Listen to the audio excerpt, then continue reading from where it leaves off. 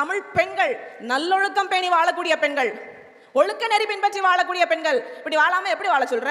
இந்த ஈவரா சொல்லி கொடுத்தாரு, என்ஜாய்மெண்ட் வித்அவுட் ரெஸ்பான்சிபிலிட்டின்னு. அப்படி வாழ்றதா? எப்படி வாழ சொல்ற? இல்ல பிடிக்கலனா பிரிஞ்சு போக சொல்லிட்டார். கணவன் மனைவி பிடிக்கலனா உடனே பிரிஞ்சிருங்க. உணர்வு கிடையாது, லாப தேவைக்காக தான் கணவன் மனைவியும் திருமணத்தில் இருக்கணும்னு சொன்னாங்க. அந்த மாதிரி கருத்தியெல்லாம் நிறைய பேசியிருக்காப்ல, அதை பத்தி சொல்லுங்க. பிடிக்கலான்னு பிரிஞ்சு போயிடலாம், அப்புறம் தேவைப்பட்டா 70-80 வயசானாலும் பிடிச்சிருந்தா கட்டிக்கலாம். அதுதான் அவருடைய கொள்கை கோட்பாடு. எந்த திருக்குறளை மலம்னு சொன்னாரோ 1949 அதே மலத்தை ருசித்தார் ஐயா ஈவேரா. ஏன் ருசிக்கிறாரு? நல்லா மூத்த சந்தில கூட்டு போய் வச்சு மிதி மிதின்னு மிதிச்சிட்டாங்க. மிதி வாங்கினதுக்கு அப்புறம் மலத்தை மனம் என்கிறார்.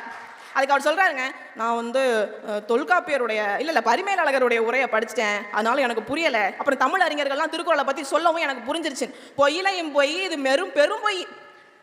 பரிமேலழகர் உரையை படிச்சா அந்த உட்காந்துருக்கான என் மகன் அவனுக்கு கூட புரியும், பச்சை பிள்ளைக்கு கூட புரியும். அடி வாங்கினதுதான் உண்மை, உடனே மாத்தி பேசிவிட்டாரு.